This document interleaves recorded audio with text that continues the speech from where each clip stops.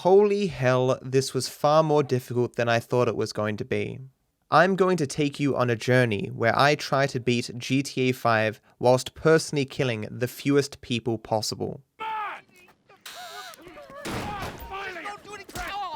So the rules are, I can't personally kill anyone. If the game forces me to kill someone, I will kill them with melee. If a required kill is impossible with melee, I will use the weakest weapon that I have available. I will also not use armor unless I can't progress without it. I won't use any mods, and I will play on the latest version of the game. So, at the end of each mission, I will be able to tell you the minimum amount of melee and shots that you need to take to finish the mission.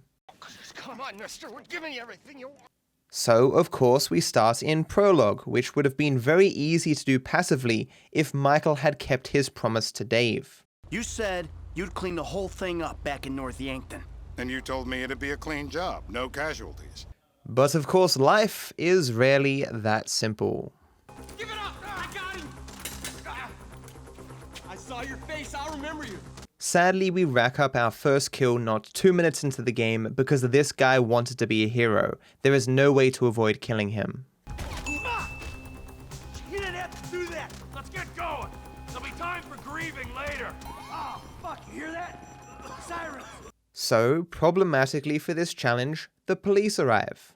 Now, I don't really care what you thought about Brad and Michael as gunmen before this point, because trust me, they are far worse than you possibly ever could have imagined. I was more expecting the police to die of old age than I was for Brad and Michael to actually kill anything.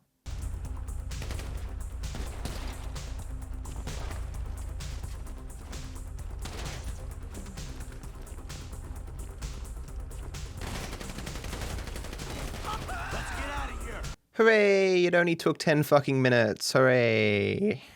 But of course our problems aren't over, more police arrive, and unfortunately Michael and Brad don't understand a few things, like basic tactics, line of sight, how to take cover, how to move forward, the basic sort of things you might want a criminal to know. You gotta give them credit though, it doesn't matter how far away the enemy is, they will still have a go, especially Brad with his shotgun. I mean, Brad, look at how stoic he is. He'll take 17 shotgun shots to the chest and not even flinch. That's balls.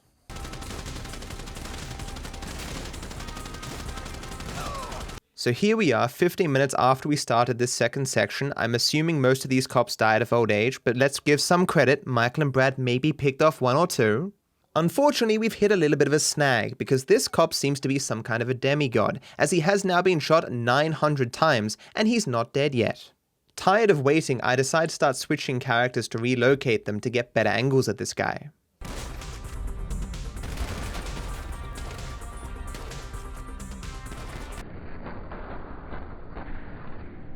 To quote a guard from Oblivion, "Why won't you die?"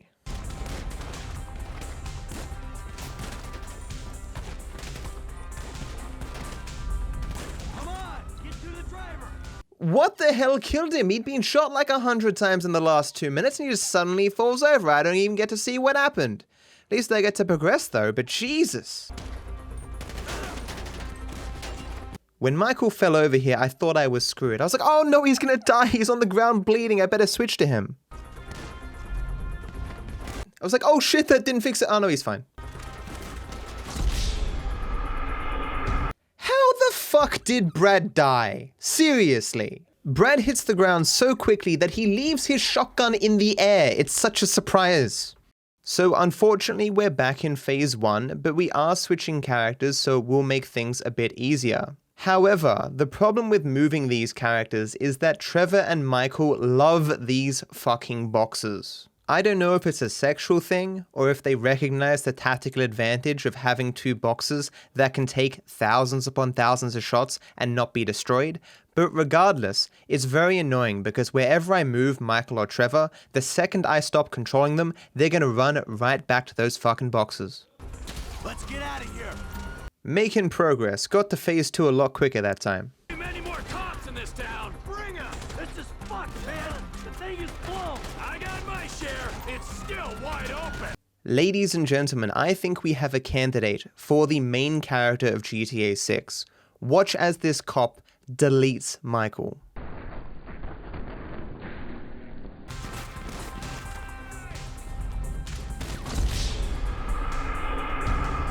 Well, fuck.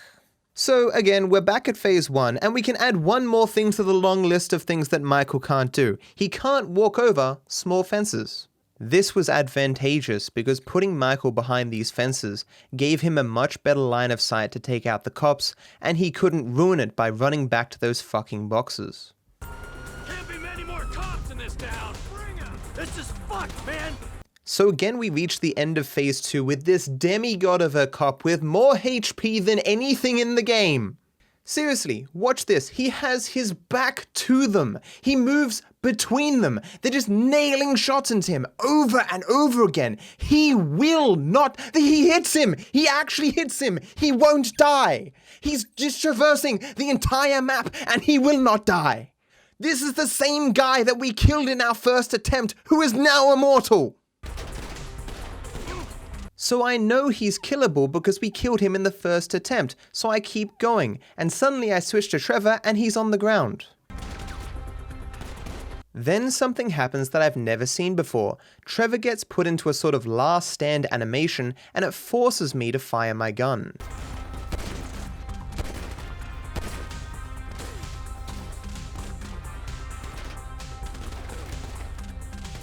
So Trevor is on the ground for a grand total of 35 seconds. What the hell? Then he suddenly loses a massive amount of HP and I panic and switch away.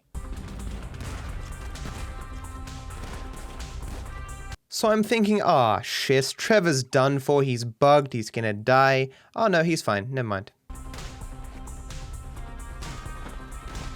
Having now spent 10 minutes playing Follow the Leader all over this entire bloody map, pumping round after round into this guy, he manages to kill Michael.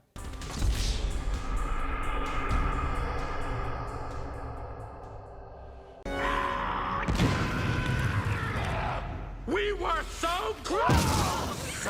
So close. After investigating for another hour, I concluded that this cop is likely only killable by a player. When he died last time, I was switching characters, so more than likely Trevor or Michael shot him, and the game considered me to have control of the character when the shot was fired, and thus it counted as a kill for me. I am somewhat disappointed, but at least I get to hit this motherfucker in the face. Come on, get to the driver. So after downing the demigod with a glass jaw, the rest of this is kinda child's play. 2 more police show up, and they of course aren't dissuaded by the fact that people who aren't me have killed a bunch of police around this area. Now that's job commitment.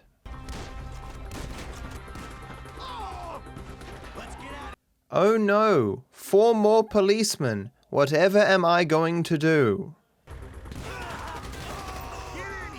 Are you fucking serious? Why the hell did it take them that little time to kill those cops, but so much time to kill the other cops? What the hell? So we make our getaway and get confronted by no one else on this drive. No, Brad, why? You would have made such a more interesting character than Michael.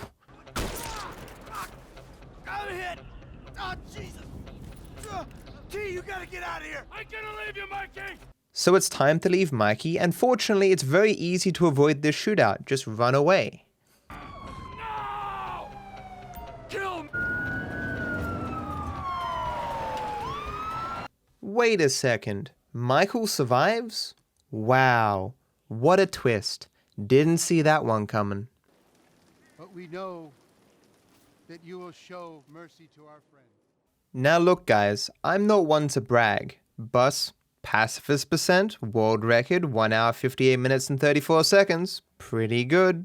Now let's compare this to my usual time during speedruns. 6 minutes and 20 seconds. I mean, it's pretty close, but let's be real, shooting at people unnecessarily is basically like cheating anyway, so everyone else's times are invalid, and I also have the speedrunning world record. So that's it for part 1. Hopefully this video does well enough that I can make part 2 because it was pretty spectacular. If you're interested in the giveaway that I'm doing for 100 USD, the link will be in my comments. But anyway, I hope you're all doing well.